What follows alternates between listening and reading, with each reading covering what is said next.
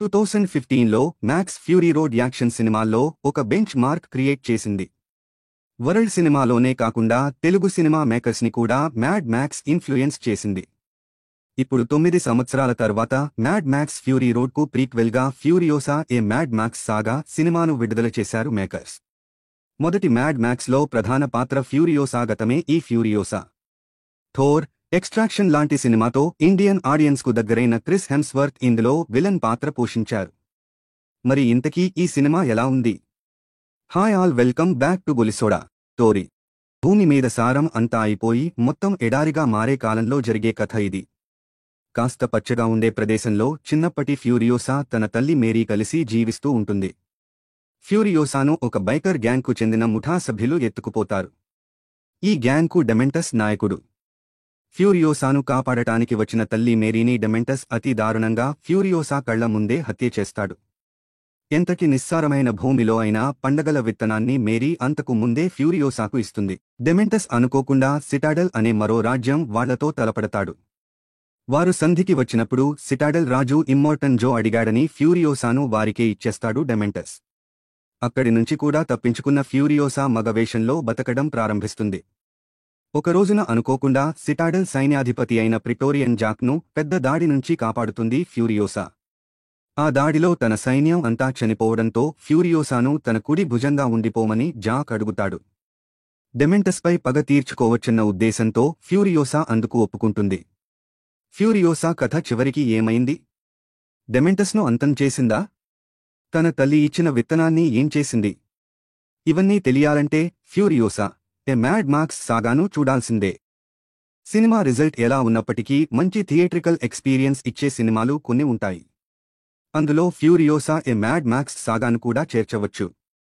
Visuals, sound, action design ఇలా అన్నీ గ్రాండ్గా, వినూత్నంగా ఉండి కొత్త ఎక్స్పీరియన్స్ ఇస్తాయి. ఫ్యూరియోసా ఏ మ్యాడ్ మ్యాక్స్ సాగాలో యాక్షన్ సీన్లు మాత్రం నెక్స్ట్ లెవెల్. ప్రతి యాక్షన్ సీన్లోనూ తన ఇంటెలిజెన్స్తో ఆడియన్స్ వావ్ అనేలా చేస్తాడు జార్జ్ మిల్లర్. ఫ్యూరియోసా చిన్ననాటి సన్నివేశాలతో సినిమా కాస్త ఆహ్లాదంగా మొదలవుతుంది.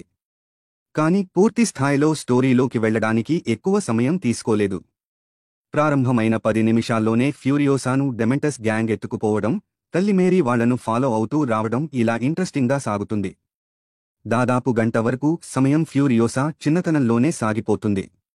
అంటే అసలు హీరోయిన్ ఎంట్రీ ఇంటర్వెల్కు కాస్త ముందు వస్తుందన్న మాట.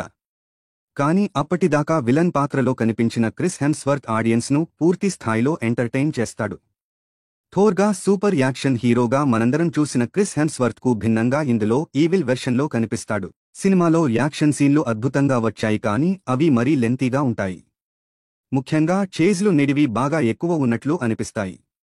సెకండాఫ్లో వచ్చే క్లైమాక్స్ చేజ్ అయితే ఎడారిలో అలా సాగుతూనే ఉంటుంది.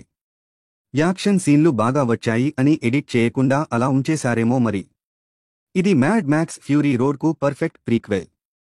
ఈ సినిమా ఎక్కడ ముగుస్తుందో సరిగ్గా మ్యాడ్ మ్యాక్స్ ఫ్యూరీ రోడ్ అక్కడ మొదలవుతుంది. టెక్నికల్గా చూస్తే ఫ్యూరియోసా ఏ మ్యాడ్ మ్యాక్స్ సాగాలో సినిమాటోగ్రఫీ, మ్యూజిక్ నెక్స్ట్ లెవెల్. ఒక ఫ్యూచరిస్టిక్ సినిమాను చూస్తున్న అనుభూతిని విజువల్స్ కలిగిస్తాయి. అలాగే మ్యూజిక్ అదే ఫీలింగ్ని మన చెవులకు అందిస్తుంది.